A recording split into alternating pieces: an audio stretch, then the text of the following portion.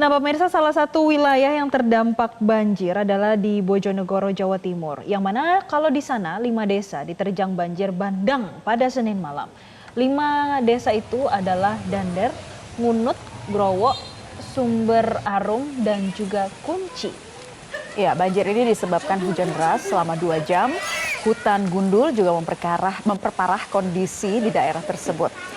Selain itu, banjir membawa material kayu beserta lumpur sehingga membuat rumah warga tergenang hingga 1 meter. Rumah ibadah pun tak luput dari terjangan banjir bandang.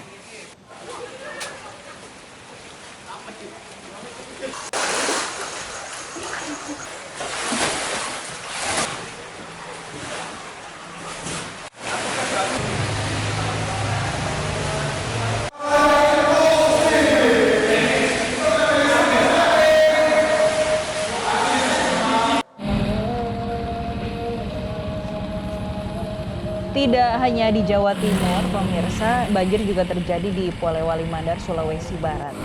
Hujan deras mengguyur wilayah ini dalam beberapa hari terakhir dan kondisinya juga diperparah akibat air di 2 sungai meluap karena tidak mampu menampung debit air yang begitu besar.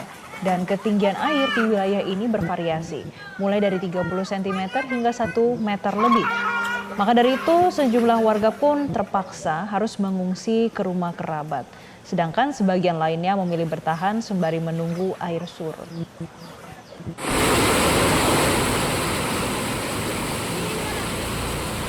Banjir juga menyebabkan arus lalu lintas dari kecamatan ke beberapa desa terganggu. Kendaraan roda 2 dan roda 4 tidak dapat melintas. Mereka harus memutar balik kendaraannya untuk mencari jalan alternatif. Namun ada juga pengendara yang nekat menerobos banjir hingga mendorong kendaraannya akibat mogok di tengah jalan.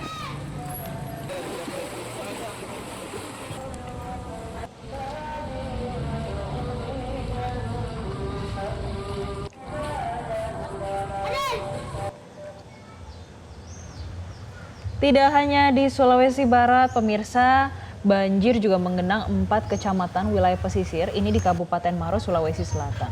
Kondisi ini menjadi perhatian karena warga mulai terserang penyakit seperti demam, meriang, dan juga gatal-gatal. Stok obat, logistik, hingga makanan juga mulai menipis.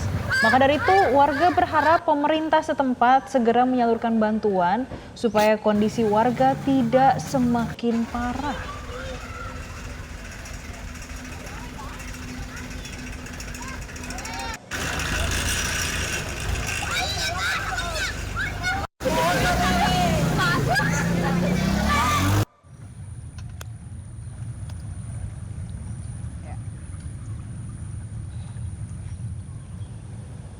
Ya, itu tadi banjir yang terjadi di sejumlah wilayah ternyata cukup parah dan saat ini pihak-pihak terkait sedang berusaha untuk menanggulangi dampak dari banjir yang terjadi termasuk juga di wilayah Sulawesi Selatan ya, Jessica.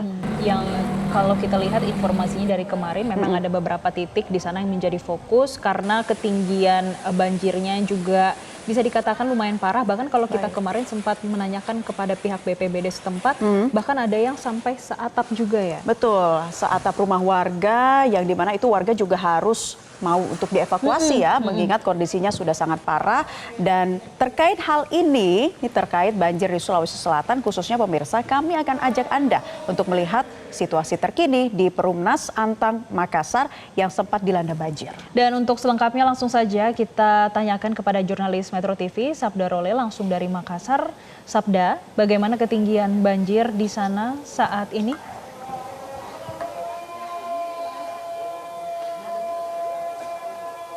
Ya, Jessica dan juga Naila, setelah dikepung banjir dan cuaca buruk selama 4 hari, pagi ini ketinggian air di Perumnas Antang perlahan surut sekitar 20 hingga 30 cm.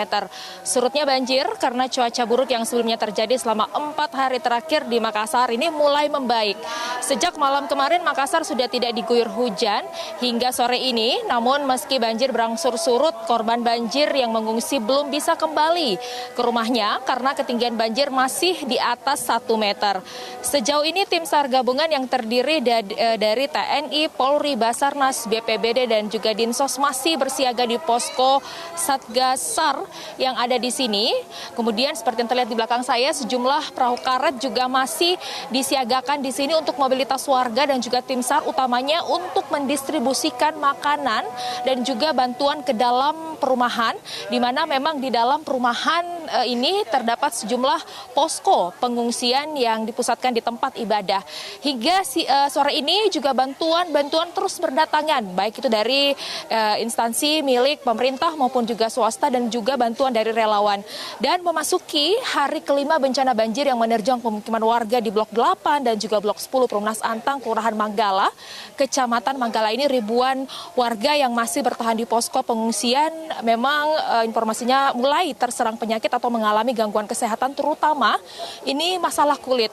Dan untuk menangani gangguan kesehatan para pengungsi, pemerintah Kota Makassar ini menerjunkan tim dari Dinas Kesehatan, di mana Dinkes Kota Makassar sudah menyiapkan tim kesehatan yang berjaga selama 24 jam di lokasi pengungsian untuk menangani keluhan kesehatan para pengungsi.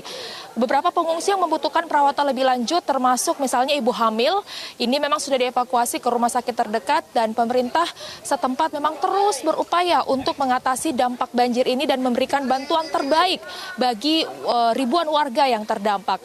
Kami informasikan Jessica, Naila, dan juga pemirsa untuk kondisi cuaca di Makassar seperti juga yang Anda lihat saat ini, dan juga berdasarkan rilis dari BMKG Wilayah 4, di mana untuk hari ini memang diprediksi Makassar akan berpotensi hujan dengan intensitas sedang, namun hingga sore ini bahkan sejak pagi hujan belum mengguyur Kota Makassar, dan kita memang berharap cuaca di Makassar ini berangsur membaik agar banjir yang ada di belakang saya ini segera surut dan warga bisa kembali ke rumahnya masing-masing dan beraktivitas normal seperti biasanya. Naila dan Jessica, demikian dari Perumnas Antang Makassar. Saya kembalikan ke Anda di studio. Ya, Sabda, di tempat Anda melaporkan saat ini, tadi kami lihat warga juga masih bermobilisasi menggunakan perahu karet begitu ya. Tapi apakah ada warga yang tidak mau dievakuasi, dan bagaimana juga dengan penyaluran bantuan di sana?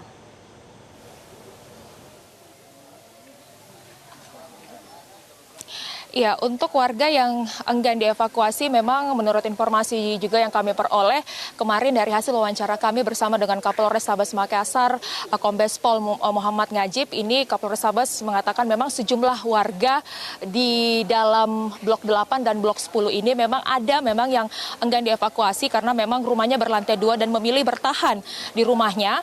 Namun memang tim SAR gabungan ini sudah melakukan pendekatan humanis kepada masyarakat yang enggan dievakuasi karena memang selain listrik di daerah ini sudah dipadamkan, cukup berbahaya juga ketika mereka memilih untuk bertahan di rumah. Kemudian juga terkait dengan penyaluran bantuan ini, kami memantau di sini bantuan terus disalurkan, terutama di jam-jam yang mendekati waktu makan seperti di pagi hari, kemudian siang hari dan juga malam hari. Bantuan-bantuan ini memang bermacam-macam. Yang paling penting adalah bantuan makanan cepat saji menuju ke posko pengungsian yang berada di Blok 8 dan juga Blok 10. Kemudian selain makanan cepat saji, mie instan, kemudian juga yang paling penting adalah air bersih atau air mineral. Dan juga yang terpenting karena tadi seperti yang saya sampaikan, sejumlah pengungsi ini sudah ada yang terkena gangguan kesehatan, obat-obatan dan juga vitamin. Ini juga yang menjadi penting disalurkan kepada pengungsi agar mereka pada saat ini masih dalam kondisi sehat. Naila dan juga Jessica. Baik, Sabda Role melaporkan dari Makassar, Sulawesi Selatan. Terima kasih atas informasi Anda dan selamat bertugas kembali. Jelajahi cara baru mendapatkan informasi. Download Metro TV Extend sekarang.